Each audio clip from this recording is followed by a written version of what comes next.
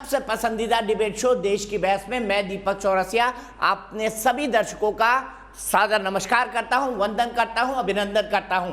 आप जानते हैं इकलौता डिबेट का शो है, ये इकलौता बहस का शो है देश की बहस, जिसमें हम बड़े बड़े पैनलिस्टों के साथ, बड़े बड़े प्रवक्ताओं के साथ आपकी घर बैठे बात कराते हैं। हमारे दर्शक, देश भर से हमारे तमाम दर्शक हमारे साथ जुड़ते हैं और देश में चल रहे सबसे बड़े मुद्दे पर एक सार्थक बहस करते हैं।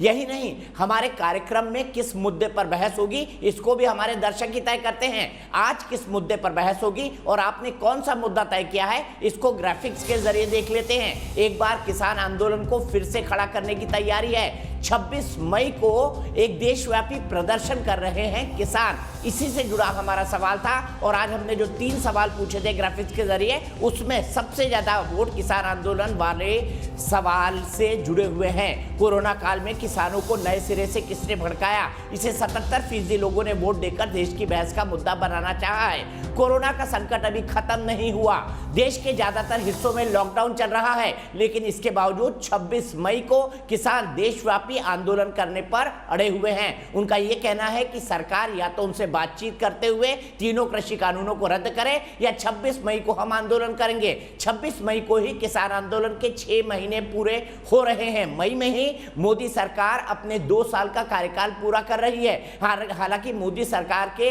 2 साल के कार्यकाल के पूरा करने का जश्न नहीं मनाया जाएगा, लेकिन किसान आंदोलन में किसानों ने यह कहकर दिक्कत सरकारों की बढ़ा दी है कि 26 मई को वो देशव्यापी आंदोलन करेंगे। इस बीच 1 दर्जन से ज्यादा मुख्य पॉलिटिकल पार्टी, जिसमें कांग्रेस और एनसीपी, साथ ही साथ शिवसेना जैसी विपक्षी पार्टियां शामिल हैं, उन तमाम लोगों ने पत्र लिखकर यह कहा, किसान आंदोलन के 26 मई के कार्यक्रम का सपोर्ट किया है और सरकार से यह कहा है कि किसानों से बातचीत करें। सवाल यहां पर कई खड़े होते हैं, क्या कोरोना काल में ऐसे आंदोलन को नैतिक या राजनीतिक समर्थन देना उचित है? क्या किसानों को इस आंदोलन को थोड़े समय के लिए स्थगित नहीं कर देना चाहिए? किसान आंदोलन कई कारणों से गलत चर्चा में भी आया है, उसकी भी बात करेंगे। लेकिन सबसे पहले देख लेते हैं आज की क्या अपडेट है और हिसार में क्या कुछ हुआ किसान आंदोलन के नाम पर।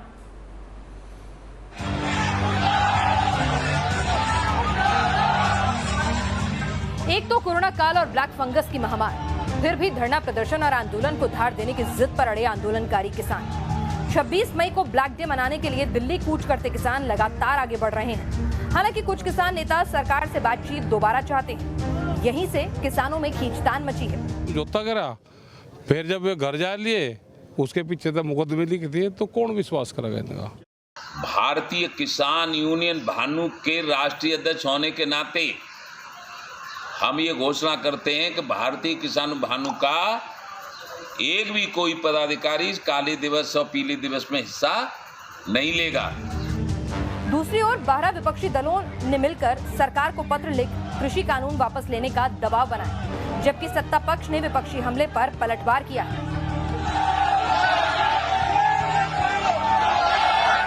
तब विपक्ष के उकसावे में आकर तथाकथित किसान नेता जिस तरह का हट कर रहे हैं, यह हट किसी भी लोकतंत्र में, किसी भी संवैधानिक व्यवस्था में, किसी भी न्याय व्यवस्था में स्वीकार्य नहीं है। सारे अपोजिशन पार्टीज, कांग्रेस पार्टीज के साथ में मिलकर इसका साथ दे रही है। 6 महीने से आंदोलनकारी किसान लगातार जिद पर अड़े हैं और कोरोना की महामुश्किल दौर में सोशल डिस्टेंसिंग की धज्जियां उड़ रही हैं। ऐसे में देश की बहस में चर्चा है कि 26 जनवरी को अभी 4 महीने ही बीते हैं, लेकिन एक बार फिर आंदोलनकारी किसान ब्लैक डे के चक्कर में मुश्किल से काबू आ रहे कोरोना को जिंदा करने पर क्यों आमादा है? क्या विपक्ष और आंदोलनकारी किसान ये महसूस करते हैं?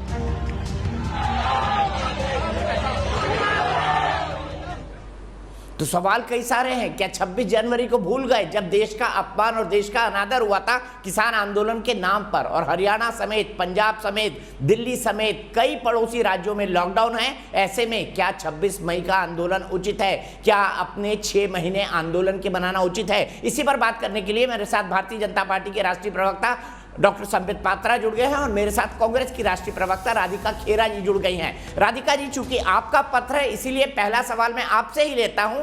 आज पत्र में सोनिया जी ने जो किसान कानून वापस लेने की बात की और एक तरीके से मौलिक समर्थन दिया। उससे पहले मैं सवाल पूछ लेता हूं, क्या कोरोना काल में किसानों को 26 मई का आंदोलन उचित है? हाँ या नहीं में आप जवाब दे सकते हैं। जवाब के तमाम विकल्प आपको पता है, मैं फिर से दोहराऊंगा नहीं। मैं सीधे राधिका जी के पास चलता हूं। राधिका जी, एक तरफ सीएम अमरिंदर सिंह जो पंजाब के हैं वो कह रहे हैं कि कृपया किसान आंदोलन न करें। उन्होंने बाकायदा अपील जारी की है क्योंकि पंजाब के देहाती इलाकों में सबसे ज्यादा पॉजिटिविटी रेट है। सोनिया जी कह रहे हैं कि नहीं होना चाहिए। तो क्या अमरिंदर सिंह जी और सोनिया जी अलग अलग भाषा बोल रहे हैं? क्या आपकी राज्य सरकार और केंद्र का कोई तालमेल नहीं? अलग अलग भाषा क्यों? दीपक जी, 6 महीने बीत चुके हैं और किसान हमारे सिर्फ 6 महीने से प्रताड़ित नहीं है। आपको याद होगा 2014 के इलेक्शन के बाद भी जब भाजपा की सरकार चुन के आई थी तो तमिलनाडु का किसान भी कैसे प्रधानमंत्री जी से अपनी गुहार लेके अपनी बात सुनाने के लिए खोपड़ियां तक लेके बैठा था और इतना मजबूर हो गया था कि उनको चूहे तक खाने पड़े थे और अपना खुद का पेशाब स्वयं पीना पड़ा था। तो किसानों के खिलाफ और किसानों की बात ना सुनना तो इन लोगों की नीति और नीयत तब से है।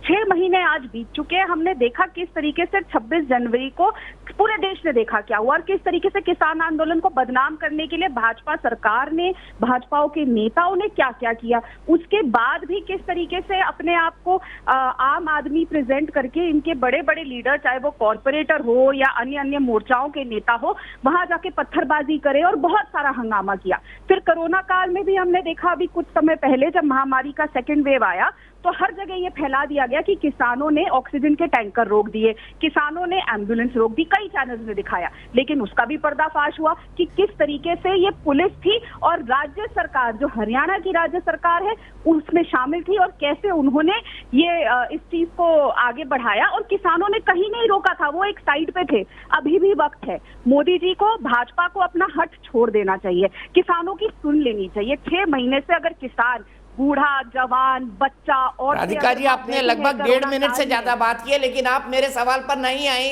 कि अमरिंदर सिंह और सोनिया गांधी अलग अलग भाषा क्यों बोल रहे हैं किसान आंदोलन पर? देखिए, बतौर मुख्यमंत्री अमरिंदर सिंह जी ने सिर्फ अपील करी है कि अगर हो सके तो आप ये किसान आंदोलन ना करिए, अगर हो सके। लेकिन मैं आपको बहुत जिम्मेदारी से बता रही हूँ कि चाहे वो तो उस अपील को सोनिया जी को भी मानना चाहिए ना, क्योंकि वो तो जान बचाने के लिए बात कर रहे हैं। मैं आपको कंप्लीटली बता दूं, चाहे कोई भी राज्य सरकार हो जहाँ पे कांग्रेस की सरकार है, सब के सब हमारे किसानों के साथ खड़े हैं और उनके इस आंदोलन के साथ उनको सपोर्ट करते हैं। हाँ, उनके वहां पे अभी केस बढ़ रहे हैं, इसीलिए उनको एक अपील कर दी गई है और बोला है अगर आप कर सके, लेकिन उनके हक और हकूक के लिए कैप्टन अमरिंदर सिंह जी बिल्कुल उनके साथ खड़े हैं। उनको पता है कि किसानों का, माफ कीजिएगा, और वो किस चीज से मतलब आप किसानों की जान से खिलवाड़ की आजादी दे रही हैं। आप किसानों की जान से खिलवाड़ को एक तरह से मंजूरी दे रही है क्या? इसे मैं इस संदर्भ में ना लूं संबित पात्रा जी? मैं आऊंगा राधिका जी, फिर आऊंगा आपके पास इस सवाल को लेकर। देखिए दीपक जी, पहले तो मैं कांग्रेस की बुद्धिमान प्रवक्ता को कह दूं, जो उन्होंने अभी कहा कि तमिलनाडु के किसान आके दिल्ली में चूहे खा रहे थे, अपना पेशाब खुद पी रहे थे और खोपड़ियों के साथ रह रहे थे, वो फोटो अपॉर्चुनिटी था, वो एक फोटो सेशन था। ये तो डिक्लेयर भी हुआ, बाद में पता भी चला। और इसमें अगर ऐसा उनको चूहा खाना पड़ रहा था, खाने को नहीं था, और पानी पीने को नहीं था, पेशाब पीना पड़ रहा था, तो राहुल गांधी क्या कर रहे थे? आप उनका समर्थन कर रहे थे। कैसा समर्थन कर रहे हैं? आप चाहते हैं कि ये लोग अपना पेशाब पिए और चूहा खा के रहे और इसका पॉलिटिकल बेनिफिट राहुल गांधी को मिले? आपके पास इतना भी समर्थन नहीं था, आपके पास इतना भी सामर्थ्य नहीं है कि आप कुछ पानी की बोतल भिजवा देते उन किसानों को, आप कुछ खाना भिजवा देते, उनको चूहा खाना पड़ रहा था। आप बताइए। और राहुल, आप इसमें हंसने की बात नहीं राधिका जी। आपने खुद कहा कि बेचारे तमिलनाडु के किसान जिनका हम समर्थन कर रहे थे, वो कैपिटल में आके चूहे खा। राधिका जी, मैं कंप्लीट कर दूं। आपने कहा कि जिन किसानों का हम समर्थन कर रहे थे वो कैपिटल में आके चूहे खा रहे थे और पेशाब पी रहे थे, ना उनके पास पानी था ना खाना था। तो ये राहुल गांधी कहा का समर्थन दे रहे थे? खाना पानी तो दे नहीं पा रहे थे, चूहा खिला रहे थे किसानों को। दूसरी बात है, ये बिल्कुल ऐसे ही है, मरे किसान मरे कोई और, फायदा हो गांधी परिवार को। देखिए, बिल्कुल सही कहा। बतौर मुख्यमंत्री कैप्टन साहब ने तो अपील की, क्योंकि वो मुख्यमंत्री हैं। जब एकदम मास तरीके से कोविड फैलेगा, जब लोगों की जान पे बन पड़ेगी, जब पूरा का पूरा स्टेट बंद हो जाएगा और हाईएस्ट मोर्टेलिटी रेट अभी पंजाब में है, तो भुगतना तो कैप्टन साहब को पड़ेगा। ना सोनिया जी को भुगतना पड़ेगा, ना राहुल जी को भुगतना पड़ेगा, क्योंकि दोनों सेफ हैं, दोनों अपने कमरे में बंद हैं, दोनों बाहर निकलकर कोई कार्य नहीं कर रहे हैं, दोनों केवल ट्विटर पे ही मौजूद हैं और कागजों में चिट्ठी लिख रहे हैं। तो स्वाभाविक है मरे, पंजाब की सरकार मरे, मगर इसी बहाने एक थर्ड वेव आए और थर्ड वेव आकर फिर मोदी जी को कोसने का इनको मौका मिले, क्योंकि अब तो बहुत दिन हो गए, ना तो ऑक्सीजन की कमी इनको दिख रही है, ना रेमडेसिविर की कमी दिख रही है, देश में धीरे धीरे करके केसेस भी कम हो गए हैं। तो अब कैसे होगा? अब मोदी जी को गाली कैसे दिया जाएगा? चलो तुम सब बाहर निकलो। ये जो किसान के नेता हैं, मैं आपको याद दिलाऊं दीपक जी, ये जो टिकैत जी है और बाकी नेता, इन्होंने क्या आह्वान किया था? किसानों को वैक्सीन लेने की जरूरत नहीं है। आप देख सकते हैं ये पब्लिक डोमेन में, हम में से किसी को कोरोना नहीं होगा, ये कोरोना कोई बीमारी नहीं है, इससे कोई डरने की जरूरत नहीं है। ये अपील करके जाके तंबू के नीचे खुद वैक्सीन लगा लिया। आप याद करिए, खुद वैक्सीन लगा रहे हैं, बाकी लोग वैक्सीनेटेड नहीं, बाकी किसी प्रकार का प्रोटोकॉल फॉलो नहीं हो रहा है। तुम सब मरो, मगर हम राजनीतिक डिविडेंड लेंगे, राजनीतिक बेनिफिट लेंगे। और मैं अंत करता हूं ये कह के, छोड़ दीजिए हम सबका, बाजवा जी जो मंत्री हैं पंजाब में, बाजवा जी के बयान को आप प्लीज टीवी में चलाइए, ये मौजूद है। बाजवा जी ने कहा है कि ये जो किसान आंदोलन कर रहे हैं ये सुपर स्प्रेडर है पंजाब और हरियाणा के अंदर, उनके कारण आज पंजाब की स्थिति ये हुई है। कम से कम अपने ही मंत्री की बात तो माने।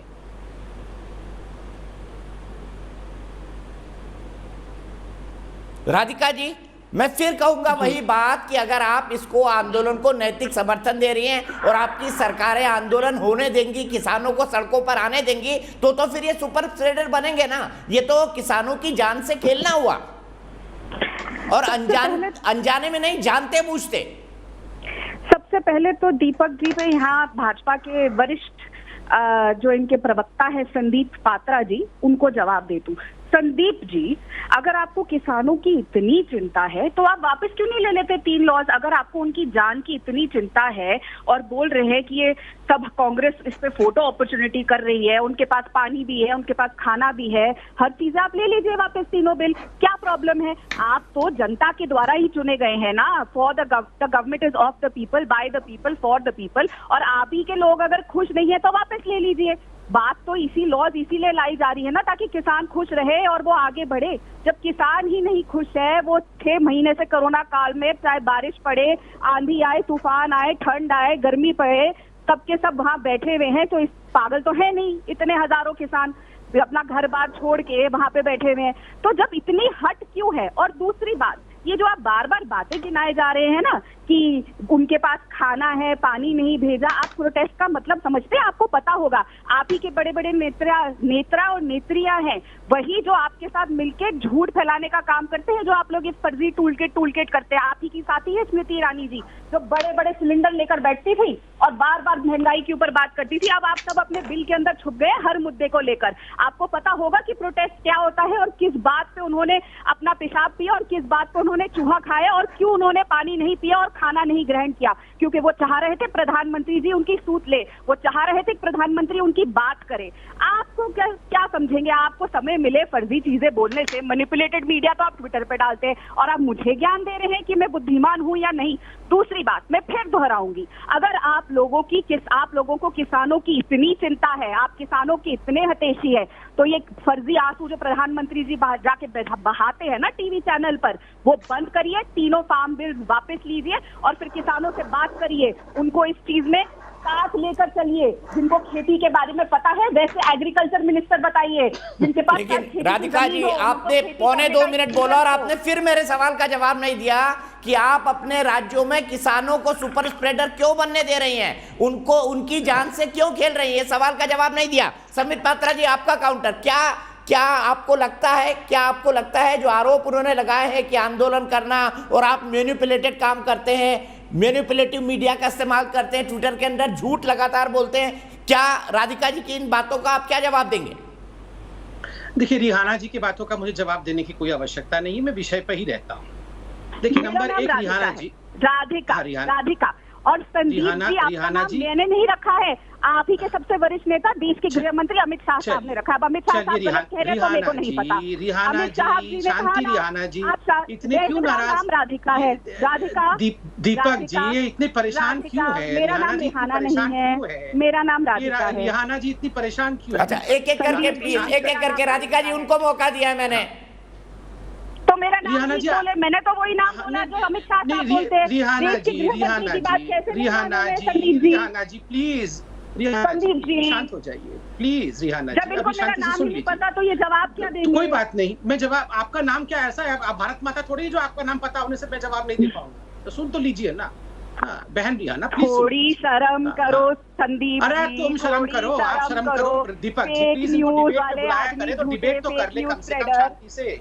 यहाँ पर मैंने 3 मिनट इनको सुना मैडम को, अब रिहाना मैडम दूसरों को सुनने को तैयार। राधिका जी प्लीज प्लीज, एक एक करके अच्छी डिबेट चल रही है, मैं दोनों को भरपूर मौका दे रहा हूँ और बीच में भी बिल्कुल नहीं टोक रहा हूँ किसी को। रिहाना जी को प्लीज स्क्रीन पे लाइए ना दीपक जी, शायद वो मिसिंग है, अब मैं बोल लूं। चलिए सुन लीजिए रिहाना जी प्लीज। देखिए इन्होंने कहा पहले रेहाना जी को बोलिए, शांत रहेंगे दीपक। पहले रेहाना जी को स्क्रीन पे तो लाइए। ये प्लीज दीपक जी, रेहाना जी को शांत करिए, उनकी आवाज कम करिए, तब जाकर मैं बोल पाऊंगा। वो जिसको रेहाना जी के उलाहना दे रहे हैं वो स्क्रीन पे राधिका। हाँ राधिका आप स्क्रीन पे हैं, आप ही के लिए उस शब्द का संबोधन है। संबित जी बोलिए। राधिका खेड़ा है। हाँ, अब ये शांत हो जाए तभी बोलूंगा। अब ये पूरा बोल ले। ना मेरे देश मेरे पार्टी के किसी नेता ने मेरा नाम रेहाना रखा। अमित शाह साहब अब सुन लो रिहाना बहन, सुन लो दीपक जी प्लीज, धन्यवाद। इन्होंने कहा कि पहले एक ऐसा हम मंत्री ढूंढ के लाए, एग्रीकल्चर मिनिस्टर, जो खेती के बारे में जानता हो। क्यों? राहुल गांधी तो बड़े एकदम बहुत हालदार खेती वाले हैं। राहुल गांधी और सोनिया गांधी मैं इमेजिन कर रहा हूँ दोनों कैसे खेती कर रहे होंगे, सोचिए जरा। और इनकी जो ग्रेटा थनबर्ग, मियां खलीफा, जो जिन्होंने खेती के बारे में ट्वीट किया था, रिहाना, वो तो बहुत बड़ी बड़ी फार्मर थी। मियां खलीफा कितनी बड़ी फार्मर थी जिसके लिए राहुल गांधी का दिल धड़क गया था मियां खलीफा के लिए, याद है ना? जब फार्मर के लिए राहुल गांधी ने मियां खलीफा को सामने रखते हुए प्रेस कॉन्फ्रेंस किया था। वैसे भी राहुल गांधी का तो मियां खलीफा के दिल धड़कता ही है, उनकी बहन जो है। अब दूसरा विषय इन्होंने कहा कि बकवास करता है ये आदमी, कोई बकवास नहीं है, राहुल गांधी इसी लायक है ना। सुनो, हाय रब्बा, क्या बोलते हो? सुनो ना राहुल गांधी का दिल में धड़कता है मियां खलीफा के लिए, इसमें बुराई। डॉक्टर साहब आपने दवा ली है? अच्छी महिला नहीं है क्या? दवा लिया करिए, सच बोलने की दवा लीजिए। राहुल गांधी तो दवा लेता बोलने की दवा लीजिए, रामदेव बाबा से नाम लीजिए। ऐसे भी कहते हैं ऑक्सीजन शायद जो हवा में है ना वो ढंग से आप ले नहीं रहे, इसलिए सदबुद्ध हो गया है आपका। ऑक्सीजन की कमी हो गई है आपके दिमाग में। दीपक जी जरा इनको शांत करिए। मियां खलीफा का नाम सुन के नाराज क्यों हो गई इतना? अब सुन लीजिए, इन्होंने कहा राधिका जी थोड़ा बहुत व्यक्तिगत उलाहना चलता है, लेकिन अगर हम दोनों ही एक दूसरे के बीच में बोलने लगेंगे तो दिक्कत होगी। कंप्लीट करते हैं, आप अपने टाइम पर जो बोलना होगा संबित पात्रा को बोलिएगा। हाँ, देखिए इन्होंने कहा स्मृति ईरानी कौन सी बिल में घुसी हुई है। मैं तो बोलूंगा स्मृति ईरानी वो शेरनी है जिन्होंने राहुल गांधी को बिल में घुसा दिया, उठा करके फेंक दिया उत्तर प्रदेश से, है ना? तो स्मृति ईरानी के लिए ऐसे शब्दों का प्रयोग ना करे, वो तो बार बार राहुल गांधी को बिल से ही निकाल कर फेंकते रहेगी। दूसरी बात, दीपक जी इनको आप बताइए कि जो 3 फार्म्स लॉ है वो अबेयंस पे है, अभी वो फार्म्स लॉ लागू नहीं। आप बताइए जो बीच में आप आज भीड़ दिखा रहे हैं, ये कोविड रूल के साथ भीड़ दिख रहा है? एक भी व्यक्ति इसमें मास्क लगाया हुआ दिख रहा है? एक भी व्यक्ति यहाँ सोशल डिस्टेंसिंग के साथ दिख रहा है? आप सोचिए, कांग्रेस खास करके जिस टूल किट के बारे में ये बता रही है, यही टूल किट में था मोदी को और इंडिया को बदनाम करना है। थर्ड वेव, किसी भी दूसरों के बच्चे मरे, किसान के बच्चे मरे, गांव में लोग मरे, यही चाहती है सोनिया जी। उनका घर तो है नहीं इंडिया, है तो इटली की, मरे इंडिया के लोग, फायदा उनके बेटे को हो, यही वो चाहती हैं और कुछ नहीं। आप बताइए कौन सा सेंसिबल आदमी, खुद मुख्यमंत्री कह रहे हैं, फिर भी यहाँ पर डिबेट हो रहा है कि ये तो हम करेंगे ही, हम तो पंजाब में और हरियाणा में और दिल्ली में कानून तोड़ेंगे। ये कैसे कानून तोड़ेंगे? ये कोई सत्याग्रह है क्या? अरे ये जीवन से खेल है मेरे भाई, ये जीवन के साथ खिलवाड़ है। ये कोविड का जैसे तैसे करके सेकंड लहर, आप देख रहे कितने भारतीय अपनी जान से हाथ धो बैठे। और इसी आंदोलन स्थल पे जहां संयुक्त किसान मोर्चा बैठा हुआ है, वहीं रोज 2-2 लोग मारे जा रहे हैं। आपने परसों देखा 2 लोगों की मृत्यु हुई है, वहीं पर लोग मर रहे हैं। और आप बोल रहे हैं कि आप बाकी लोगों को बुलाएंगे और इस प्रकार का मार्च कराएंगे और काला दिवस मनाएंगे, दिल्ली के अंदर मार्च करेंगे। दिल्ली में क्या स्थिति है, रोज कितनी मृत्यु हो रही है, और फिर दिल्ली में मार्च होगी लॉकडाउन की अवस्था में। 26 जनवरी को हमने क्या देखा? अभी 3 दिन पहले चार्जशीट हुआ है 26 जनवरी का, वो सब प्री प्लान्ड था। आप फिर से चाहते हैं उसी प्रकार से जो 26 जनवरी में हमने हुड़दंग देखा, जो एनार्की देखा, उसी प्रकार की असहजता फिर से इस सेकेंड वेव के बीच में हम दिल्ली में और पूरे देश में देखेंगे? ये क्या मजाक बना के रखा हुआ है? बीकेयू के अध्यक्ष खुद आपके चैनल पे अभी बयान दे रहे थे कि हम तो अपने आप को इस काले और पीले दिवस से, उन्होंने ये भी कहा, काले पीले दिवस से अपने आप को दूर करते हैं। और मेरी बहना यहाँ जो बैठी है वो तो पढ़ी लिखी अच्छी प्रवक्ता है। आप बताइए कैसे हम इस विषय को सपोर्ट कर सकते हैं कि लाखों के रूप में लोग भीड़ उतरे और सड़कों पे आ जाए?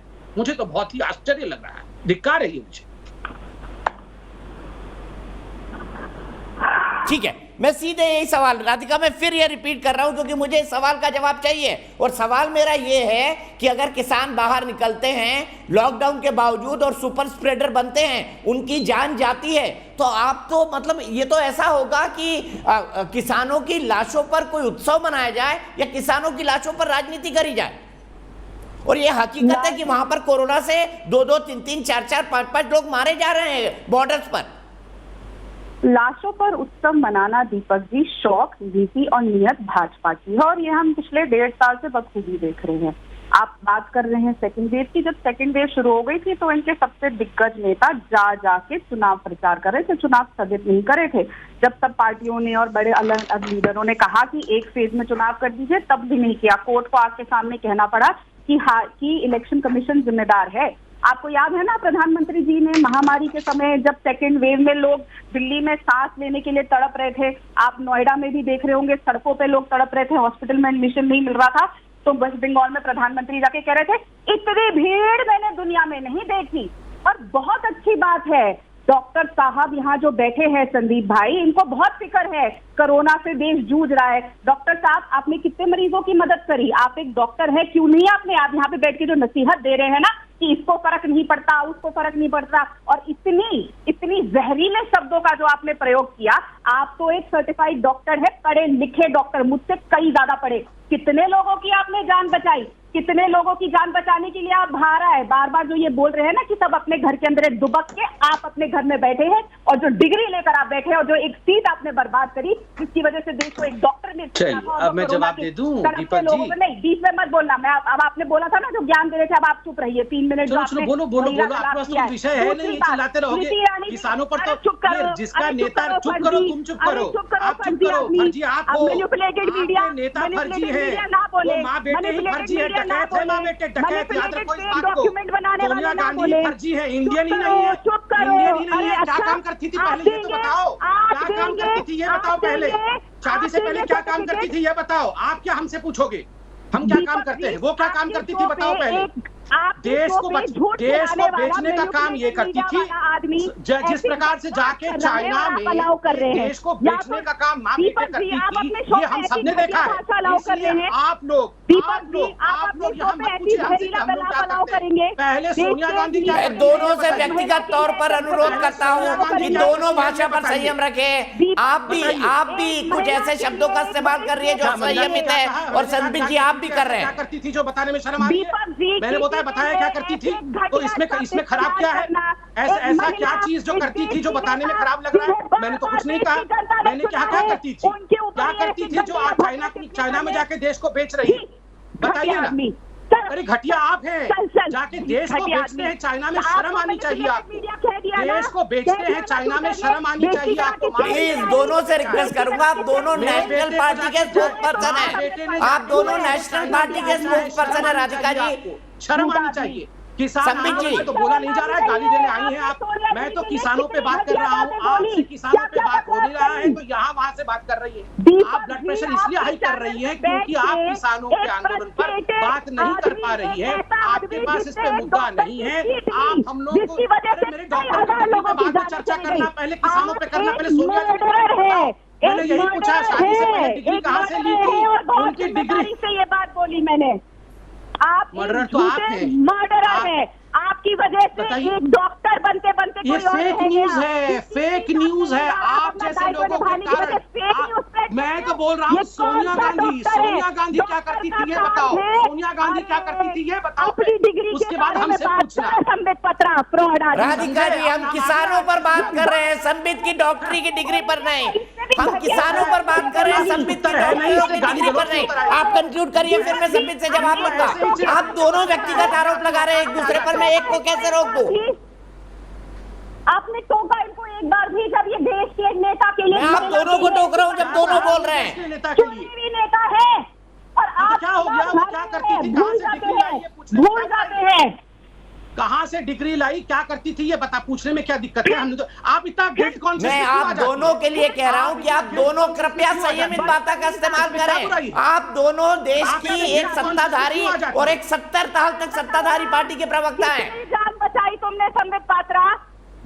तुम बताओ सोनिया गांधी क्या करती थी पहले, और तुम बताओ कि सोनिया गांधी की डिग्री कहाँ से है, पहले उसका उत्तर दो।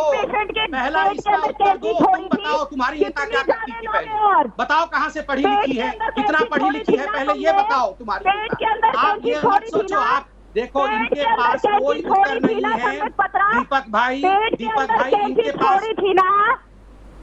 देखिए, फेक न्यूज भी बात करेंगे, पेट के अंदर कैंची की बात करेंगे, सब झूठी बातें करेंगे, मगर मैं सच में पूछ रहा हूँ, सोनिया गांधी जी इटली में क्या करती थी? इटली में क्या करती थी सोनिया गांधी जी? कहाँ से पढ़ी थी? क्यों देश को बेचती थी इटली में? क्यों चाइना में जाके देश को बेचती थी? क्या वो देश के बाहर की कोई? राधिका जी, संबित जी, हम क्यों व्यक्तिगत आरोपों पर उलझ गए? किसानों का मुद्दा है, किसानों की जान खतरे में है। कोई सुपर स्प्रेडर बन सकता है क्या? हम थोड़ी संवेदनशीलता दिखा सकते हैं व्यक्तिगत न होकर? किसने शुरू किया ये, दीपक जी? किसने शुरू किया? राधिका जी, मैंने आपको बोलने का मौका दिया, आप जवाब देने की बारी संबित पात्रा की है। संबित जी पीसेंगे, याद रखना, वो राहुल गांधी, रॉबर्ट वाड्रा और सोनिया गांधी पीसोगे, रहने दो। जिस पार्टी से आते हो ना, मेरे को याद मत दिलवाने दो। अरे भैया, हम तो इंडियन पार्टी के हैं, तुम लोग तो क्या हो हमें पता है। मैं तो सवाल पूछ रहा हूँ, बताओ सोनिया गांधी इटली में क्या करती थी? कितना पढ़ी लिखी है? इतना पूछने पे कैसे भड़क गई है बताओ? ऐसा क्या करती थी? मैं तो बोल रहा हूँ, पढ़ाई करती थी, कहाँ पे पढ़ाई करती थी बता तो दो। क्यों नहीं बता पा रहे हैं ये लोग? इतना डर क्यों है? इतना भड़का क्यों रहे हैं? तुम्हारे आप बताओ ना। मर रहे हैं, तुम मर्डरर हो इस देश की। राधिका जी, मैं अब संबित पात्रा को बोलने का मौका दे रहा हूँ और दोनों से रिक्वेस्ट कर रहा हूँ कि कृपया व्यक्तिगत ना हो। राधिका जी व्यक्तिगत ना हो, संबित पात्रा जी व्यक्तिगत ना हो। संबित जी जवाब दीजिए। देखिए दीपक जी, मैं 9 बजे तक आपके साथ हूं और आपने मुझे देखा शुरू से ही, मैं पूरे विषय पे रहा। पहले तो राधिका जी ने शुरू किया नाम का अपभ्रंशन करके, और उसके बाद डिग्री इत्यादि, मेरी डॉक्टरी, इन सब विषयों पे मैं तो कभी नहीं गया था। मैं तो डायरेक्टली किसानों के मुद्दे पर बात कर रहा था, और मैं इतना ही कह रहा था, जिस प्रकार की भीड़ आप अपने टेलीविजन स्क्रीन के सेंटर में दिखा रहे हैं, और ये भीड़ आंदोलन की भीड़ है। जिस प्रकार से लोगों को अभी आह्वान किया जा रहा है कि वो आए और आंदोलन में भाग ले, वो आके काले दिवस में पार्टिसिपेट करे, पूरे हिंदुस्तान में पार्टिसिपेट करे। मैं अभी भी कह रहा हूं, ये एक क्रिमिनल नेग्लिजेंस है, एक क्रिमिनल कॉल है, और पूरे देश में कोविड को फैलाने के लिए इंतजाम है। और मैं फिर भी कहूंगा कि राजनेताओं को राजनीति से ऊपर उठ के पहले अपने कॉन्स्टिट्यूएंट्स अर्थात अपनी जनता की चिंता करनी चाहिए। अभी जो किसान कानून है वो अबेयंस में है, वो लागू नहीं है। 1.5 साल के लिए अबेयंस में है, वो लागू नहीं है, 1 और साल बचा हुआ है। इसलिए ये सारा कुछ डेफर किया जा सकता है, बाद में भी हो सकता है, मगर अभी हाथ जोड़ के मेरी विनती है कि पंजाब को, हरियाणा को, दिल्ली को खास करके, और पूरे हिंदुस्तान को फिर से 3rd लहर की गर्त में ना धकेला जाए, केवल इसलिए क्योंकि सोनिया जी, राहुल जी को लगता है एक अपॉर्चुनिटी है, और इस अपॉर्चुनिटी के माध्यम से वो शायद, राहुल जी लॉन्च नहीं हो पा रहे हैं, उनको वो लॉन्च कर पाएंगे, मगर एक मां होते हुए उनको ऐसा नहीं सोचना चाहिए। दीपक जी, अब आप मुझे अनुमति देंगे तो 9 बजे। ठीक है राधिका जी, एक क्विक जवाब, फिर अंतिम जवाब मैं संबित पात्रा जी से लूंगा। मुद्दे पर रहते हैं, बहुत व्यक्तिगत टीका टिप्पणी हो गई। मुझे बताइए, क्या आप इसे अवसर के तौर पर देख रहे हैं कि बहुत अच्छा अवसर है, किसानों को भड़के रहने दो, किसानों को बैठे रहने दो बॉर्डर्स पर? दीपक जी, आपदा को अवसर में बदलना और आपदा को अवसर समझना भाजपा की चाल, चरित्र, नीति और नियत है, और ये हमने बखूबी 1.5 साल से देखा है। हर तरीके से वो इस चीज को अवसर में ही बदलते हैं। मैं फिर कहूंगी, यहाँ पे ड्रामा कर रहे हैं इनके प्रवक्ता, वहां टेलीविजन पे प्रधानमंत्री जी फेक आंसू बहाते हैं। रोज 4,500 से ज्यादा लोग मौत से जूझ रहे हैं और कोरोना की बलि चढ़ रहे हैं। क्यों? क्योंकि इनके लिए इलेक्शन ज्यादा प्यारे थे। आज फिर एक सामने आई है खबर कि चाहे अमित शाह साहब हो, नरेंद्र मोदी जी हो या इनके झूठे राष्ट्रीय अध्यक्ष जेपी नड्डा साहब, तीनों एक मीटिंग पे मिलेंगे और किसकी तैयारी करने को? उत्तर प्रदेश के चुनावों की तैयारी करने को। क्या ये समय है उत्तर प्रदेश के चुनावों की तैयारी करने को? इतनी क्या तड़प हो रही है उनको चुनावों को लेकर? इतनी अगर फिक्र है किसानों की, इतनी अगर फिक्र है देश की पर क्या ये समय है किसान आंदोलन का भी? राधिका जी, ये भी बता दीजिए। मैं आपकी बात को बिल्कुल जायज कहता हूं, पर क्या ये समय है किसान आंदोलन को राजनीतिक समर्थन देने का? ये समय, मैं आपको फिर दोहरा के कह रही हूँ दीपक जी, कांग्रेस किसानों के साथ, कांग्रेस हर तरीके के पीड़ितों के साथ खड़ी है। और हम देखना चाहते हैं, अगर सच में मोदी सरकार इनकी हितैषी है तो 26 तारीख के पहले ले वापस अपने लॉन्च, दिखाए ना, दिल दिखाइए। बहुत बढ़िया दरिया वाला दिल है ना मोदी जी का, 56 इंच के सीने में दिखाइए। कहें कि हम किन कानूनों को वापस लिया जाए जो ऑलरेडी सस्पेंडेड है? जी, आपकी आवाज नहीं आई। तीनों कानून तो सुप्रीम कोर्ट ने ऑलरेडी सस्पेंड कर रखे हैं, तो मोदी जी वापस ले लीजिए। क्यों हर चीज वो में कानून तो एग्जिस्ट ही नहीं करते हैं अभी। अगर मोदी जी ये शब्द कह देंगे कि हम इन तीनों कानूनों को वापस लेते हैं, जब कोरोना खत्म होगा उसके बाद किसानों के साथ मिल बैठकर जो वो चाहते हैं उन चीजों को मद्देनजर रखते हुए नए कानून लेकर आएंगे, तो इसमें वो कौन से छोटे हो जाएंगे? क्या 56 इंच का सीना सुकर के 5 इंच का हो जाएगा? दिक्कत किस बात की है? ठीक है, मैं सीधे आपसे, आपका सवाल गोपाल दास अग्रवाल जी, नए प्रवक्ता मेरे साथ जुड़ गए हैं, सवित मलिक साहब किसान नेता जुड़ गए, रमनीक मान जी एक किसान हैं वो जुड़ गए हैं, और आशुतोष वरिष्ठ पत्रकार जुड़ गए हैं। गोपाल जी मुझे बताइए, वो कह रही है मोदी जी कह दे 26 तारीख से पहले कि हम तीनों कानून वापस लेते हैं सुप्रीम कोर्ट की बात को आगे बढ़ाते हुए, तो ये पूरा मामला टल जाएगा। आप क्या कहेंगे, क्यों रुके हुए हैं आप? के ऊपर ना कानून बनते हैं ना आंदोलनों से कानून बदलते हैं। पहली बात है, जो देश के संस्थान है, पार्लियामेंट है जो कानून बनाती है, और किसानों को अगर समस्या है तो सरकार ने उसको सस्पेंड कर दिया। ऐसे कोई प्रधानमंत्री कह देंगे कल कि ये कानून वापस हो गए तो कल कानून वापस हो जाएंगे।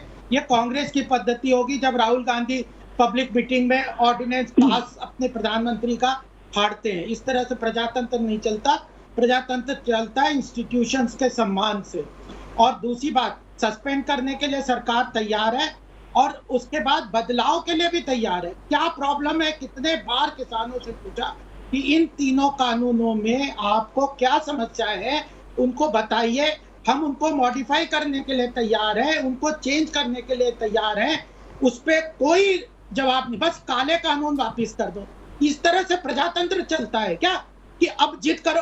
हम अगर मतलब ये तो मौके का फायदा उठाना है कि कोरोना की त्रासदी देश में, पूरे देश को रैंसम पे लाना है क्या? पूरे देश को इस तरह करना है क्या कि हम कोरोना फैला देंगे, नहीं तो कानून वापिस लो? अरे जब सरकार ने आपकी बात सुनने को तैयार हो गई, वैलिड प्रक्रिया के तहत कानून बने हैं, और कानून में पक्का यह भी कानून के विषय पे चर्चा नहीं है, फिर भी मैं कह रहा हूं कि सब लोगों के, ज्यादातर लोगों का मत ये हो, मैं नहीं कहता इन किसानों को उससे तकलीफ नहीं है, लेकिन ज्यादातर लोगों का मानना है कि यह कानून किसानों के, कृषि क्षेत्र के हित में है। और यह बहुत लंबी बहस और चर्चा के बाद, 20 साल की मेहनत के बाद ये कानून बने हैं। तो ठीक है, अपोजिशन हो सकता है, अपोजिशन का भी प्रजातंत्र में हक है कि आप अपोज करो, लेकिन 6 महीने से जिस चीज के पीछे लगे हुए हो, सरकार तैयार है, सस्पेंड करने को तैयार है। आज कोरोना की इतनी लहर में पूरा देश खड़ा हो रहा है।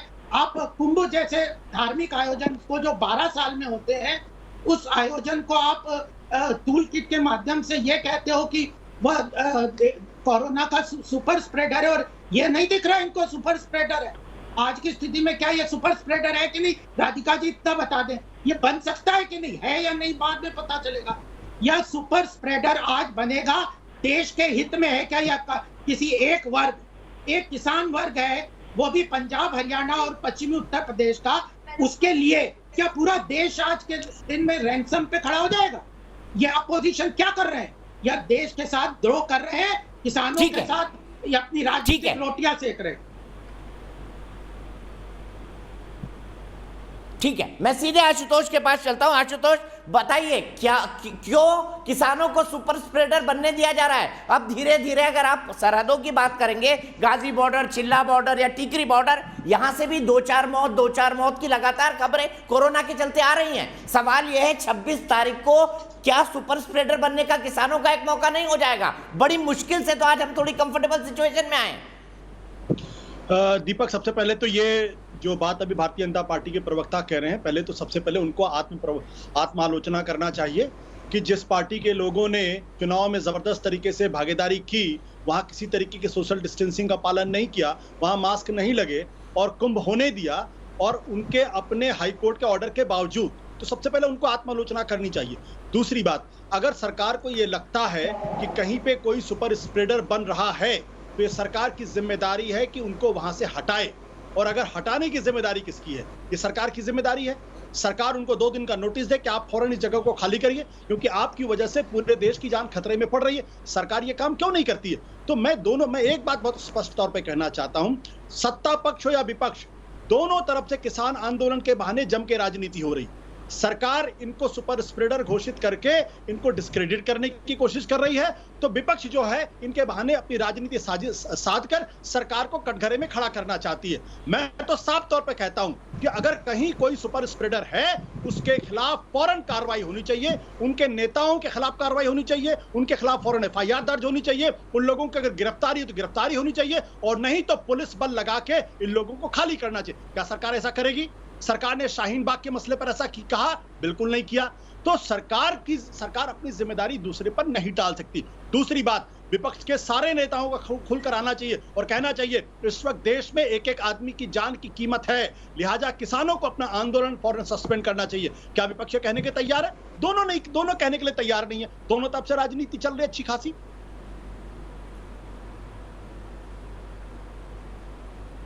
ठीक है, मैं इसी सवाल को रमणीक मान जी के पास ले जाता हूं। क्या रमणीक मान, सरकार को यह नहीं करना चाहिए जो आशुतोष का सुझाव है कि सुपर स्प्रेडर जो बने उसके खिलाफ FIR कर दो? क्या होनी चाहिए राकेश टिकैत के खिलाफ FIR? देखिए, राकेश बालियान के खिलाफ FIR होनी चाहिए या गुरनाम चरूनी के खिलाफ होनी चाहिए, ये एक अलग विषय है। होनी चाहिए, उसके अंदर क्या संदेह है? नेशनल डिजास्टर मैनेजमेंट एक्ट लगा हुआ है, उसकी धारा 52 सबसेक्शन 2 और धारा 58 बिल्कुल क्लियरली कहती हैं कि ये नेशनल डिजास्टर मैनेजमेंट एक्ट के समय में ऐसा कुछ नहीं होना चाहिए। और दूसरा, जो हमारा नेशनल हाईवे अथॉरिटी एक्ट है, उसके अंदर भी सेक्शन 5 बोलता है कि आप रास्ते जाम नहीं कर सकते, परंतु इसके अंदर जो देखने वाली बात वो ये है दीपक भाई कि माननीय सर्वोच्च न्यायालय ने जब इस चीज़ की अनुमति दे दी कि भाई आंदोलनकारियों को आंदोलन करने का अधिकार है, तो आशुतोष जी की जो बात है वो ये सवाल जो सर्वोच्च न्यायालय के मुख्य न्यायाधीश हैं उनसे पूछे, जो न्यायाधीश हैं उनसे पूछे। ये सरकार को सवाल पूछना बनता है, पर जब अगर आप हाथ ही पीछे बांध देंगे तो क्या होगा? और दूसरी बात जी, ये मोबोक्रेसी जो चल रही है, जो भीड़ तंत्र चल रहा है, जैसा कि हिसार में देखा गया कि पुलिस वालों के ऊपर ट्रैक्टर लेके चढ़ दौड़े, और चाहे वो कैमला गांव की बात हो, वहाँ पे हेलीपैड तोड़ दिया, स्टेज तोड़ दी। उसके बाद जिस प्रकार से FIR दर्ज होती है या उसके बाद जब कार्रवाई करने की बात आती है, तो दोबारा एक किसान आंदोलन जो एक कानूनों के खिलाफ है वो तो एक अलग चीज़ है, पर FIR दर्ज होने के खिलाफ भी एक आंदोलन छेड़ देते हैं, वहाँ पे फिर भीड़ लेके पहुंच जाते हैं। तो ये मोबोक्रेसी का जो कल्चर है वो थोड़ा सा त्यागना पड़ेगा।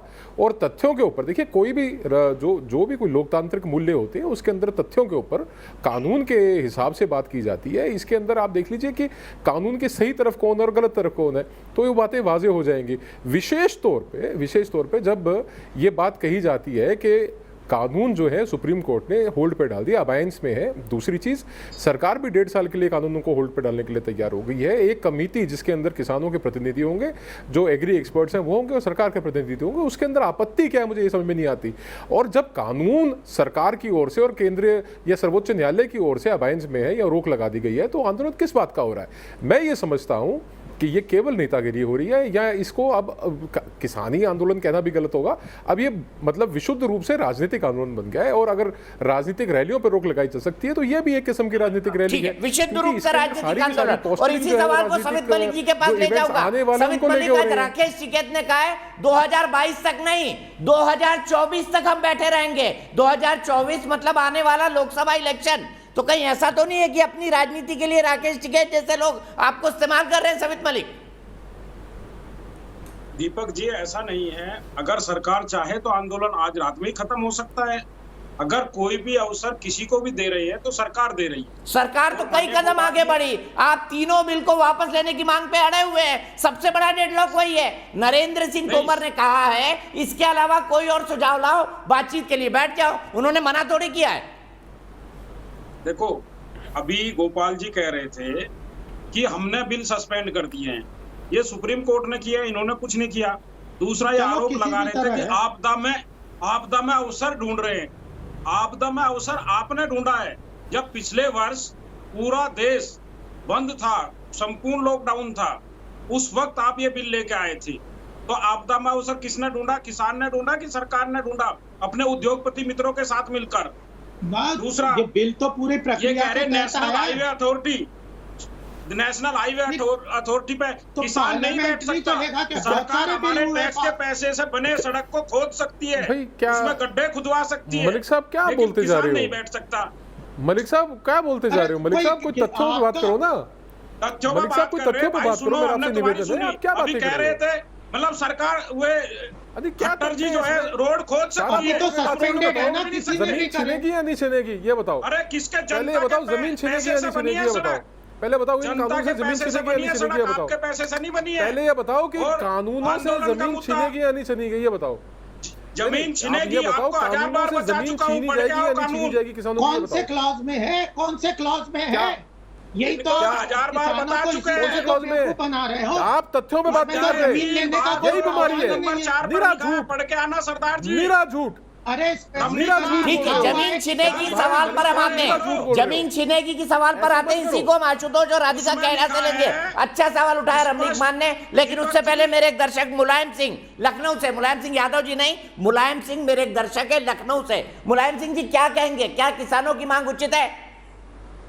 बिल्कुल, किसानों की मांग उचित है। और इस संकट की घड़ी में जब कोरोना पूरे देश में इस कदर फैला हुआ है और लोग मर रहे हैं, तो सरकार को भी ये चाहिए कि वो बिल वापस कर ले। उसके पास भी अभी भी समय है, लगभग 2 साल पूरे हो रहे हैं, 3 साल का सरकार के पास समय है। कोरोना खत्म कर लें, उसके बाद में फिर आगे कर लें। और ये जिम्मेदारी सरकार की है, पूर्णतः जिम्मेदारी सरकार की बनती है कि सरकार कोरोना को फैलने क्यों दिया। सौमित पात्रा जी अभी बात कर रहे थे कि थर्ड वेव आएगी। ठीक है, थर्ड वेव आएगी तो सरकार उसकी जिम्मेदारी क्यों नहीं लेती है? उससे पहले वैक्सीनेशन सरकार क्यों नहीं करवा रही है? सरकार को उससे पहले वैक्सीनेशन करा लेना चाहिए। और अगर आंदोलन की मांग हो रही है तो उस पर सरकार को ठीक है मुलायम सिंह जी, आपके लिए वक्त इतना। मैं सीधे चलता हूं सवाल लेकर सवित मलिक पर। सवित, मुझे बताइए कहां लिखा है, किस कानून में लिखा है कि किसान की जमीन छिन जाएगी? अध्याय 3 भाग 2 पॉइंट नंबर 4 पर लिखा है। रमनीक जी को 1000 बार बता चुका हूं। उसमें लिखा है एसडीएम का फैसला आखिरी फैसला होगा जो बाध्यकारी होगा, और उसके बाद किसान पर जो जुर्माना लगेगा वो उसका भरना होगा। अगर नहीं भरेगा 5000 रुपए रोज जुर्माना लगेगा। और अगर वो उसको नहीं दे पाएगा भू राजस्व के द्वारा, अब सुनोगे? दोबारा दोहराता हूँ, ये तो बिल्कुल जमीन के ऊपर किसी किस्म का रहन नहीं होगा। जमीन के ऊपर, अरे एसडीएम कानून के बाहर फैसला सुनोगे? कैसी बात करते हो मलिक साहब? अरे कहाँ लिखा है कि जमीन लग जाएगी? कहाँ लिखा है जमीन लग जाएगी? जमीन के ऊपर नहीं है। अरे सुनो, मैं बताता हूँ, 2006 का कानून है, मैं बताता हूँ आपको। 2006 का कानून है, 5 लाख रुपए जुर्माना और 2 साल की सजा का प्रावधान। ये 2006 के कानून में है। इसके कानून में पंजाब मंडीकरण बोर्ड के कानून में। भैया छोड़ो यार, क्यों झूठ फैलाते हो? मंडियां बंद होगी क्या? मंडियां बंद होगी क्या?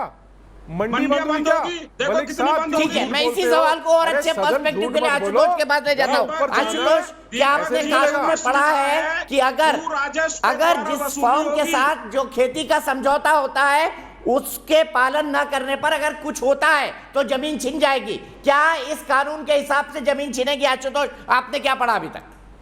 नहीं दीपक, मुझे लगता है कि ये सवाल अपने आप में महत्वपूर्ण है ही नहीं। किसान पहले दिन से 2 मांगे कर रहे हैं जो बहुत स्पष्ट है। तीनों कानून इसी पर तो बवाल है कि हमारी जमीन छिन जाएगी। देखिए, इस पर 10 राउंड की बात ना, इसी पर तो बवाल है कि कानून इसलिए वापस हो क्योंकि जमीन छिन जाएगी।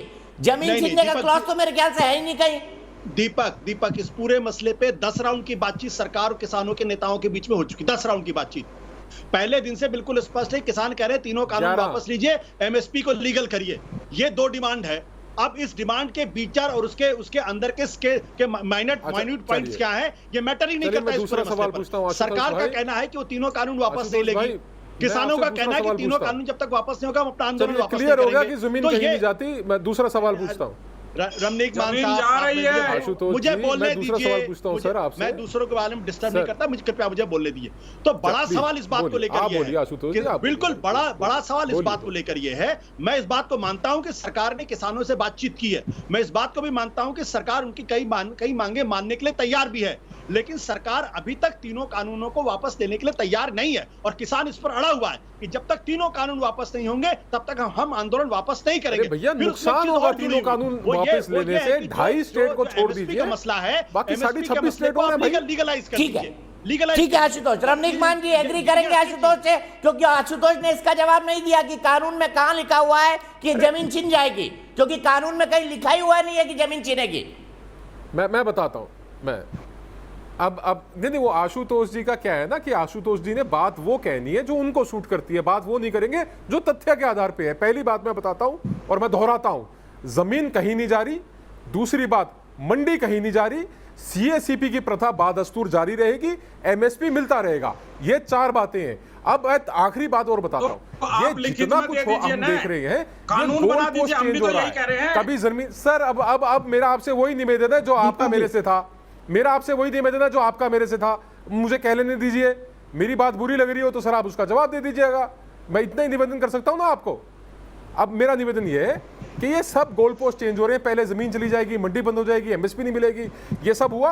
अब ये कहते हैं कि साहब जब देखिए, एक सवाल और पूछ लेना आप राकेश बाल्यान से, राकेश बाल्यान को पूछिए कि 4 जून 2020 को जो उसने हिंदुस्तान अखबार को बयान दिया था कि वो बहुत खुश है ऐसे कानून आए, उनके पिता की आत्मा को शांति मिलेगी वगैरह वगैरह, तो उससे वो पलटे क्यों। दूसरी बात, एक निजी चैनल के ऊपर चर्चा हो रही थी आंदोलन को लेके, उन्होंने कहा था कि हम यहाँ पे टेस्टिंग भी करवाएंगे कल से और वैक्सीनेशन भी करवाएंगे कल से। सरकार ने कैंप लगाया, वैक्सीन नहीं कराई लोगों ने, टेस्टिंग तो एक भी नहीं करने दी। ये आखिरी बात में जो आखिरी बिंदु रखने जा रहा हूं वो ये है मेरे भाई कि बिंदुवार चर्चा के लिए अगर आप तैयार हैं और अगर आप इन बातों को लेकर तैयार हैं कि 1.5 साल के लिए कानून बेंच में रहेगा और बुद्धिजीवी लोग जैसे आशुतोष जी हैं, श्वेत मलिक जी हैं या और लोग हैं, वो बैठ जाएं उसमें पैनल में और सरकार के साथ बैठ के चर्चा कर ले। क्योंकि सरकार ने भी, जब अगर आपने कहा है ना कि कानून वापसी नहीं तो घर वापसी नहीं, तो सरकार ने भी वाज़ेह तौर पर कह दिया है कि यह कानून किसानों के हित में है। आप 2.5 स्टेट की बात करते हैं, 26.5 स्टेट और है भाई। इसका अगर तमिलनाडु में, केरला में जहां पे एपीएमसी एक्ट लागू नहीं है या अन्य प्रदेशों में किसानों को लाभ होता है, तो उससे आपके पेट में राधिका खेरा जी कर लेने जी ना बाकियों को लाभ। अगर आपकी कोई लिमिटेड समस्या है उसका राधिका खेरा जी, कांग्रेस के हर प्रवक्ता ने कहा कि जमीन छिन जाएगी, ये आपका ऑफिशियल स्टैंड है। मुझे क्लॉज नंबर बताइए, मुझे कानून बताइए, किस कानून के किस क्लॉज नंबर में है कि किसान ने अगर कॉन्ट्रैक्ट का पालन नहीं किया तो उसकी जमीन छिन जाएगी। बड़ा पॉइंटेड सवाल है राधिका खेरा जी। अरे जाने दीजिए, आजादी का आंदोलन, मान साहब रुकिए 1 मिनट, फिर इसका जवाब मैं लूंगा। रोका था ऐसी अग्रवाल साहब से, ऐसे वक्त में इसको भी रोक लीजिए। आजादी से बड़ा आंदोलन तो नहीं है ना भैया आपका। मान साहब रुकिए, प्लीज सवाल राधिका जी से। थोड़ा सा इसके अंदर एक सोशल रिस्पॉन्सिबिलिटी होती है, एक सिटीजन की भी अपने राइट्स होते हैं पर उनकी रिस्पॉन्सिबिलिटीज भी होती हैं। अपनी जिम्मेवारी समझिए, उन किसान भाइयों के लिए सोचिए जिनके घरों के दिए बुझ गए। आप ठीक है, मान साहब रुक जाइए प्लीज, राधिका जी जवाब। दीपक जी, मैं एक बात जानती हूँ, एक आम नागरिक के तौर पे, एक आम नागरिक अभी आपके शो पे भी आए थे, वो ना मेरी पार्टी से थे ना किसी और पार्टी से थे, और उन्होंने ये बैठ के कहा, मुलायम सिंह जी जो थे, कि ये किसानों के खिलाफ जो 3 बिल हैं और जो किसान के फेवर में नहीं है, सरकार को उन्हें वापस ले लेनी चाहिए। इस आंदोलन में 470 किसानों की शहादत देखी है, 470 लोग एक किसान आंदोलन की शहादत देखी है। क्या राधिका जी, मेरा सवाल ये था ही नहीं। मेरा सवाल था कि अगर कॉन्ट्रैक्ट का पालन नहीं किया तो किसान की जमीन चली जाएगी, छिन जाएगी। ये किस कानून में है, किस क्लॉज में? कानून में ये कहाँ लिखा है दीपक जी की एमएसपी की गारंटी है?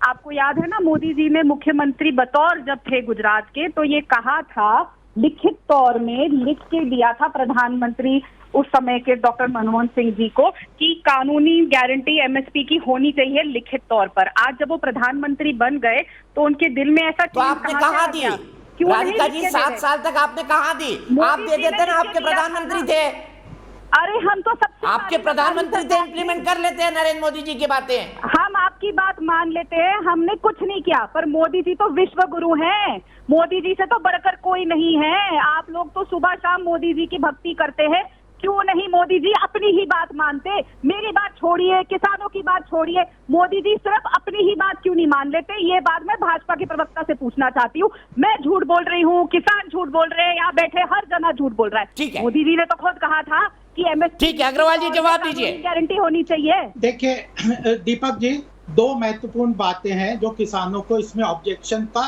पब्लिक नरेशन में इनके नेताओं ने फैला रखी है। एक तो ये जमीन चली जाएगी, जो कि अभी बिल्कुल स्पष्ट हो गया कि वह जमीन हटने का कोई क्लॉज नहीं है। डिस्प्यूट होता है तो एसडीएम के पास, उसमें था शुरू में कि एसडीएम के पास केस जाएगा, लेकिन किसानों ने जब ये मांग की कि नहीं हमें तो कोर्ट का रास्ता चाहिए, तो सरकार ने उसको भी मान लिया, लेकिन स्पेसिफिकली लिख भी दिया साथ में कि जमीन के ऊपर उस कॉन्ट्रैक्ट का कोई अधिकार नहीं होगा। स्पेसिफिकली इसका किसानों की जमीन का कोई, ये स्पेसिफिकली लिखने को तैयार सरकार अमेंडमेंट के लिए तैयार हो गई। रिटर्न में हमने किसानों को दिया है कि हम ये अमेंडमेंट कर देंगे कि जमीन के ऊपर कोई कानून की लागत उस पर कंट्रोल नहीं रहेगा। दूसरी बात है एमएसपी की। एमएसपी के किसानों की समस्या है, एमएसपी उन्हें चाहिए, सरकार एमएसपी देती है। आज 70 साल से एमएसपी एडमिनिस्ट्रेटिव ऑर्डर के अंतर्गत आता है और इस कानून में एमएसपी को हटाने की कोई बात नहीं है। एमएसपी का लिखित में क्यों नहीं दे रहे हैं? एक मिनट, दूसरी बात ये बात है, एमएसपी का लीगल मांगना इन तीनों कानून से कोई मतलब नहीं है हटाने से। एमएसपी का कानून अलग से किसानों को मांगना है, लीगल स्टेटस लाना है, तो उसके लिए बात करें। पूरे कागजात में मुझे दिखा दीजिए एमएसपी शब्द कहाँ लिखा हुआ है। आप बस एक चीज बता दीजिए, प्राइवेट मंडी अगर आएगी, प्राइवेट मंडी आएगी तो एमएसपी के स्ट्रक्चर को दिक्कत होगी, क्योंकि प्राइवेट मंडियां जो है वो ज्यादा स्ट्रांग हो जाएगी। सरकार ने उसको भी, स्टेट गवर्नमेंट को पावर दे दिया है कि आप नहीं चाहते अगर प्राइवेट मंडियां लाना तो स्टेट गवर्नमेंट मना कर दे। स्टेट गवर्नमेंट के ऊपर पावर दे दिया है इसके अंदर कि आप प्राइवेट मंडियों को मत लाइए। तो फिर प्रॉब्लम क्या है? लेकिन उसके बाद भी सस्पेंड करने को भी तैयार हो गई है, कमेटी बना दी है। तो ये तो तथ्यों पे बात ही नहीं है। तो एमएसपी की बात नहीं है, प्राइवेट मंडियों का परमिशन दे दिया, सस्पेंशन का दे दिया। ठीक है, एक मिनट, मुझे एक ब्रेक के लिए रुकना है, मैं ब्रेक के लिए रुक रहा हूँ। ब्रेक के बाद जब वापस आऊंगा दर्शकों के पास भी चलूंगा और मेरी बहस यहीं से जारी रहेगी जो सवाल राधिका खेरा ने उठाया। ब्रेक के बाद देश के बहस में आपका एक बार फिर स्वागत है। हम बात कर रहे हैं किसान आंदोलन के बारे में। 26 मई को एक बार फिर किसानों ने, चूंकि 6 महीने उस दिन पूरे हो रहे हैं, इस दिन ऐलान किया है कि देशव्यापी प्रदर्शन होगा। देशव्यापी प्रदर्शन होगा, इसका मतलब लोग सड़कों पर निकलेंगे, बड़ी संख्या में हो सकता है रैलियां निकाली जाएं, बड़ी संख्या में ट्रैक्टर मार्च हो और इससे कोरोना का खतरा एक बार फिर बढ़ जाएगा। हम उसी पर बात कर रहे हैं। मेरे साथ 4 खास मेहमान जुड़े हुए हैं। मेरे साथ कांग्रेस की राष्ट्रीय प्रवक्ता राधिका खेड़ा जी जुड़ी हुई हैं, मेरे साथ बीजेपी के राष्ट्रीय प्रवक्ता गोपाल दास अग्रवाल जी जुड़े हुए हैं, मेरे साथ रमनीक मान जुड़े हुए हैं जो कि एक किसान नेता और राजनीतिक विश्लेषक हैं, मेरे साथ सवित मलिक जुड़े हुए हैं जो कि एक किसान नेता है और इस वक्त आंदोलनरत हैं। मैं सबसे पहले रमनीक मान जी आपसे शुरुआत करता हूं। राधिका जी ने सवाल उठाया, प्रधानमंत्री जी अपनी ही पुरानी 2013 की बात को क्यों नहीं मान लेते जब उन्होंने एमएसपी को कानूनी जामा पहनाने की बात की थी? क्या उनकी बात में कोई तर्क है? मैं ना ऐसा है दीपक भाई कि एक अलग डायरेक्शन देने का इसको प्रयास किया जा रहा है। मैं 2-3 बातें आपके समक्ष रखता हूं, उसके बाद आप निर्णय अपने आप कीजिएगा। सबसे पहली चीज़ तो जो स्वामीनाथन कमीशन की जो आयोग की सिफारिश थी, उस सिफारिश के ऊपर 8 साल तक चौधरी भूपेंद्र सिंह हुड्डा, जो एक कृषि प्रधान प्रदेश के मुख्यमंत्री, हरियाणा के मुख्यमंत्री, उसके चेयरमैन थे, उसके ऊपर 8 साल अपने पैरों के नीचे दबा के रखी, उन्होंने उसको रिलीज नहीं किया। अब दूसरी तरफ A2+FL लागू होता है, C2+50% नहीं, जो सिफारिश है उसके अनुसार, पर A2+FL लागू होता है। इन्होंने 8 साल में क्यों नहीं कर दिया? दूसरा सवाल, जब बांध में पानी खत्म होता है और महाराष्ट्र के किसान त्राहिमाम करते हैं तो इनके एक नेता बोलते हैं कि अरे बांध में पानी नहीं है तो क्या मैं पेशाब करके भर दूं? ये दूसरा। तीसरा, मनमोहन जी से जब गुहार लगाई जाती है तो कहते हैं पैसे क्या पेड़ पे लगते हैं। और चौथा सवाल जो बड़ा महत्वपूर्ण है, क्योंकि उन्होंने 600 कुछ लोगों के शहीद होने की बात करी, तो मैं आपको उसका एक छोटा सा मैं एक सवाल पूछता हूं कि 1995 से लेकर 2015 के बीच में 3,17,948 किसानों ने आत्महत्या की थी। कहां था राकेश बालियान, कहां था गुरनाम चन्नूनी, कहां थे कांग्रेस के नेता? ये इस बात का जवाब दें। और आखिरी में मैं ये कहना चाहता हूं कि गन्ना और बाजरा दो मुख्य फसलें हैं, चाहे पश्चिम उत्तर प्रदेश की लगा लो, पंजाब की लगा लो, राजस्थान की लगा लो। पंजाब में 350 रुपए हरियाणा और पंजाब में 310 रुपए। जितने क्षेत्रफल के ऊपर गन्ना उगाया जाता है उस हिसाब से 12,000 करोड़ का नुकसान पंजाब के किसान गन्ने की खेती करके उठाते हैं। और जिस भाव पे राजस्थान सरकार गन्ना खरीद रही थी, अगर आप मंडी से रिपोर्ट मंगाएं आप पाएंगे कि कम से कम 2 लाख करोड़ का नुकसान राजस्थान के किसान का किया कांग्रेस की सरकार ने। कुछ जवाब इनसे पूछने बनते हैं। आप त्राहिमाम कर रहे हैं। जब कांग्रेस किसानों के विषय में बात करती है तो विडंबना भी आत्महत्या कर लेती है।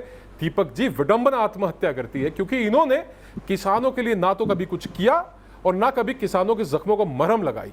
इन्होंने 2014 तक, चाहे वो गुरनाम चन्नूनी खुद हो चाहे राकेश बालियान हो, ये चुनाव लड़ रहे थे, ये चुनाव में व्यस्त थे, इन्होंने किसानों की कभी मलहम लगाने की कोशिश नहीं करी। अगर करी हो तो इनको खुला चैलेंज है, सामने आइए और बताइए कि इन 3,17,948 किसानों ने जिन्होंने आत्महत्या की थी उनके कितनों के घर आप गए, कितनों के लिए आपने इंसाफ की मांग करी? ठीक है, मैं सीधे सवित मलिक जी के पास चलता हूं इसी सवाल को लेकर। सवित मलिक जी बताइए, कितने आत्महत्या करने वालों किसानों के घर आप विदर्भ और आंध्र प्रदेश में गए थे किसान नेता? और दूसरा मैं जानना चाहता हूं, पहले 2022 की बात कहना, अब 2024 की बात कहना कि हम आंदोलन 2024 तक चलाएंगे, हमारे पास पर्याप्त संसाधन है। तो मैं आपसे जानना चाहता हूं भाई, ये मतलब ये अन्नपूर्णा का भंडार आपको कहां से मिला जो आप सालों आंदोलन चला रहे हैं? और दूसरा मैं ये भी जानना चाहता हूं, 2022 और 2024 की डेडलाइन देके कहीं आप पॉलिटिकल मोहरा तो नहीं बन रहे? पॉलिटिक्स मैं आपको बता दूं, इन मेरे भाई साहब को पता नहीं है कि किसान यूनियन और किसान आंदोलन कब से चल रहा है। इन्होंने कभी वोट क्लब भी घेरा था, जब राजीव गांधी प्रधानमंत्री थे तब भी किसान गए थे, तब भी आंदोलन हुआ था। और हमेशा से आंदोलन जब से चला आ रहा है 1995 से लेके 2015 के बीच में मलिक साहब 3,17,948 किसानों ने आत्महत्या की। बोर्ड क्लब को छोड़िए, इस आंकड़े पे आइए। ऐसा है। और आपने कौन सा आंदोलन किया? 3 लाख से अधिक किसानों के सुसाइड के ऊपर आपने कौन सा आंदोलन किया? आपने कब दिल्ली घेरी? आपने कब दिल्ली घेरी? मैं बताता हूं, आज बताता हूं, सुनिए। आपके चैनल के माध्यम से मैं खुलासा करता हूं। मलिक साहब 1 मिनट दीजिए, मैं खुलासा करता हूं। और दीपक भाई इस बात की जांच कराना, ये लोग पैसे लेके बैठते थे, पैसे लेके उठते थे और कांग्रेस ने इनको पैसे दिए। दलाली कर रहे हो, ये बैठने चाह रहे हो, यहाँ के बातें करते हो किसानों के लिए, तुम्हें शर्म आनी चाहिए। छोड़ो यार, मैं सिद्ध करता हूं, मैं आपको सिद्ध करता हूं। I will prove it. उन्होंने ये किया था, अब चलिए कोर्ट में घसीटिए मेरे को, मैं सिद्ध करता हूं। से बाहर है। आपने कहा था, बीजेपी ने कहा था हम किसान की आय दुगनी करेंगे। कहाँ दुगनी हुई? आपने कहा वाले लोग हैं आप। हम किसान को 60 साल उम्र होने पर आप होने कहाँ दे रहे हो मलिक साहब? आप हम जैसों का गला घोट रहे हो। आप भीड़ तंत्र के रास्ते से हम जैसे लोगों का गला घोट रहे हो। आपके लोग मलिक साहब जान से मारने की धमकी देते हैं मेरे को। आपके लोग मुझे धमकाते हैं, डराते हैं। राधिका जी, मैं 1 मिनट आ रहा हूँ आपके यहाँ। सवित जी और थोड़ा एक सांस लीजिए, आप एक सांस लीजिए। मेरे एक दर्शक मोहित आगरा से जुड़े हैं, मैं मोहित के पास चलूंगा। मोहित, क्या आपको लगता है 26 तारीख को आंदोलन होना चाहिए देशव्यापी?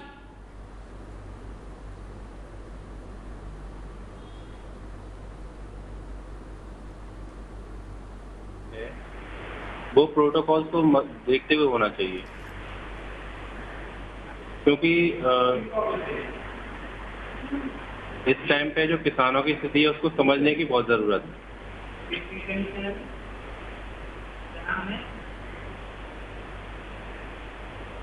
जी दीपक जी, आप सुन पा रहे हैं? ठीक है, आप कह रहे हैं कि कोरोना प्रोटोकॉल के हिसाब से होना चाहिए और किसानों की स्थिति को सरकार को समझने की जरूरत है। ठीक है मोहित, एक साथ बोलते तो ज़्यादा बेहतर होता, लेकिन कोई बात नहीं। मैं सीधे चलता हूं सवित मलिक के पास। सवित मलिक, 1995 से लेकर, बल्कि मैं तो ये कह रहा हूं कि टिकैत साहब के आंदोलन के बाद से लेकर बाबा टिकैत के आंदोलन से बात को लेकर कौन सा ऐसा किसान आंदोलन हुआ जिसमें आप उन लोगों के घर गए जिन्होंने आत्महत्या की थी किसानों ने अभाव के कारण? इसका जवाब दे दीजिए आप। दीपक चौरसिया जी, सारे संगठन उस दिन से लगातार लड़ाई लड़ रहे हैं और हर जगह जाते हैं। ये लोग नहीं जाते। मैं जब बोलता हूँ इनको थोड़ा शांत रहो, हम इनसे पूछ रहे हैं। आंध्र प्रदेश में, तेलंगाना में किसान के पैर में जूती नहीं है, जूता पहनने के पैसे नहीं है भैया। क्या बात कर रहे हो आप मर्सिडीज में आ रहे हो, टोयोटा में आ रहे हो, फॉर्च्यूनर में, एंडेवर में, लैंड रोवर में आ रहे हो।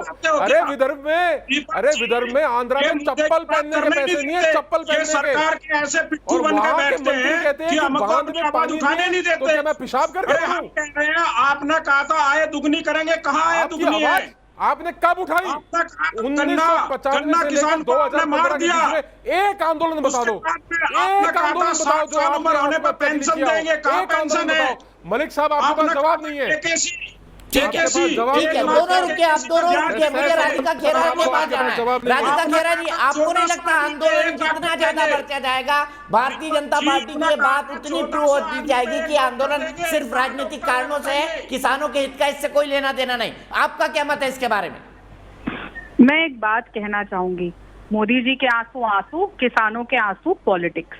ये सब जो भ्रम फैलाया जा रहा है कि किसान पॉलिटिक्स कर रहे हैं, ये कर रहे हैं, वो कर रहे हैं, अरे इस चैनल पे बैठे जो अपने आप को किसान नेता कह रहे हैं, उनको शर्म आनी चाहिए। उनको यही नहीं पता कि कितने किसानों ने शहादत दे दी। मैं किसान नहीं हूँ, मैं गई हूँ वहां पे समर्थन करने किसानों का, एक आम नागरिक होने के नाते, और मुझे तक पता है कि 470 सर रमन जी 470 किसानों की शहादत देखी है इस आंदोलन ने। तो पहले अगर आप बीच में मत बोलिएगा, मैं आपके बीच में नहीं बोलूंगी। मैडम मेरी बात सुनो बहन जी, मेरी बड़ी बहन सुनो। नहीं, बीच में नहीं बोलूंगा। आपने मेरा नाम लिया है, आपने मेरा नाम लिया, मेरा अधिकार बनता है।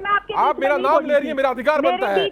आप हिसाब देंगे 3,17,948 किसानों की मौत का? आप केवल राजनीति के लिए जा रहे हैं, आपका केवल राजनीतिक हल सिद्ध होता है। अच्छा बताइए, कैप्टन अमरिंदर सिंह क्यों मना कर रहे हैं? आप बताइए, कैप्टन अमरिंदर सिंह क्यों मना कर रहे हैं?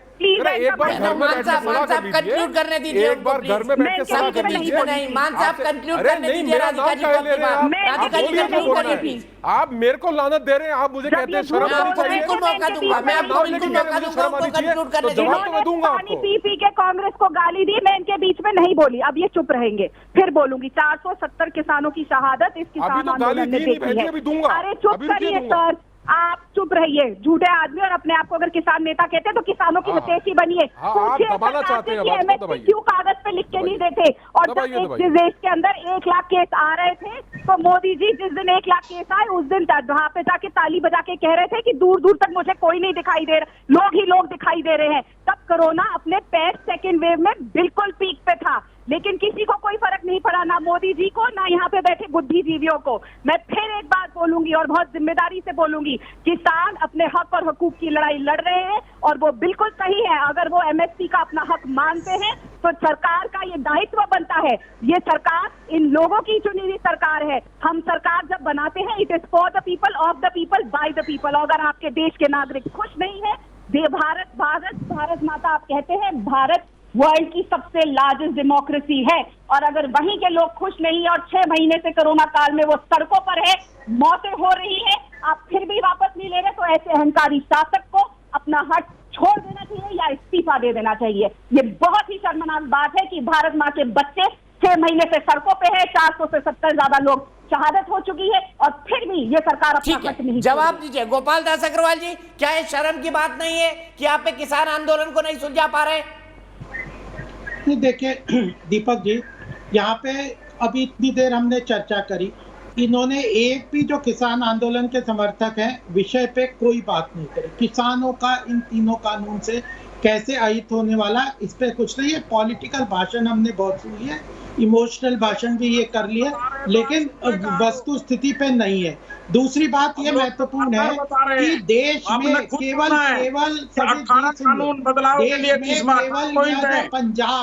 पंजाब और हरियाणा और पश्चिम उत्तर प्रदेश ही केवल नहीं है, बाकी देश में तमिलनाडु 350 संगठनों ने हमें लिखित में दिया है कि हम इन कानूनों के समर्थन में हैं।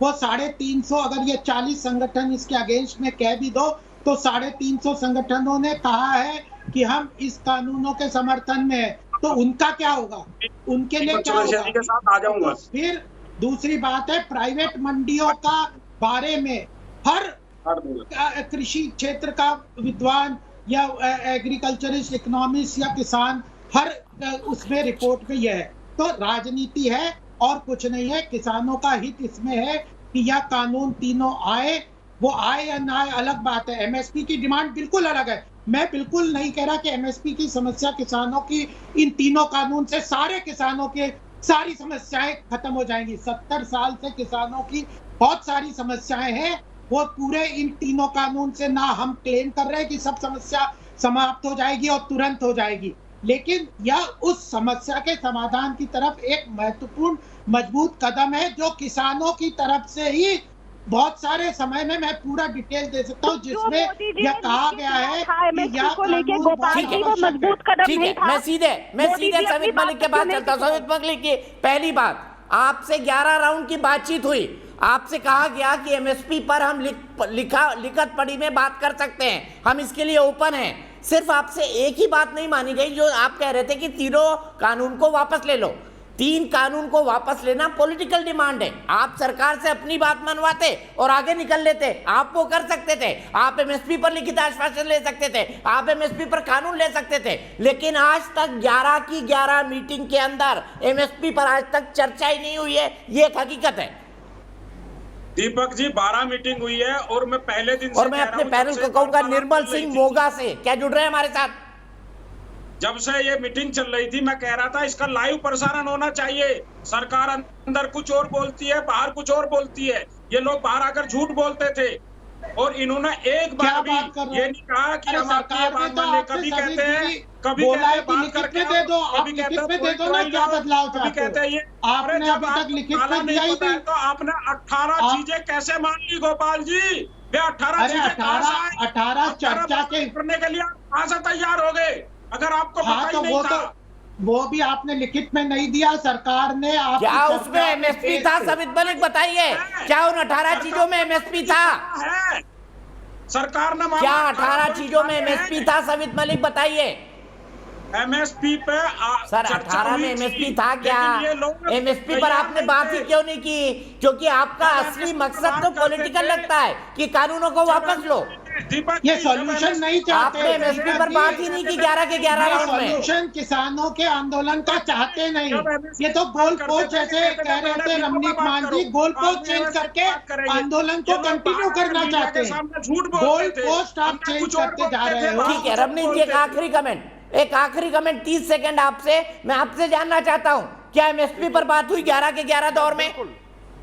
बिल्कुल शॉर्ट, मैं बड़ी शॉर्ट और क्रिस्पी बात करता हूं दीपक भाई। कंक्लूडिंग मेरे कमेंट्स हैं, अंग्रेजी में एक लाइन है उसको बोलते हैं क्विड प्रो को।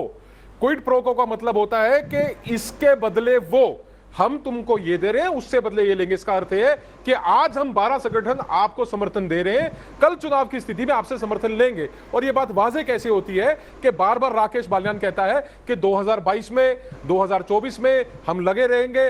बंगाल के चुनाव में जाते हैं, ये कहते हैं कि जिस जिस प्रदेश में चुनाव होगा उस प्रदेश में जाके हम खिलाफत करेंगे। तो सीधी सी बात है, इसके अंदर कोई गणित तो रहा नहीं, इसके अंदर कोई रॉकेट साइंस तो रहा नहीं समझने के लिए। सीधी सी बात है, ये क्विड प्रो को है इनके बीच में। ये अलायंस कन्वीनियंस का है और ये जितना आंदोलन है ये लोगों की जान को तर्ज पे रख के इस कोरोना वैश्विक महामारी के समय में किसानों की जान के साथ खेल के अपनी राजनीति चमका रहे। ठीक है, मैं यहीं पर रुकूंगा। हमने आपसे सवाल पूछा था क्या इस दौरान ये आंदोलन उचित है? 97% दर्शकों का मानना है कि कोरोना काल में 26 मई का कॉल जो दिया गया है देशव्यापी आंदोलन का वो उचित नहीं है।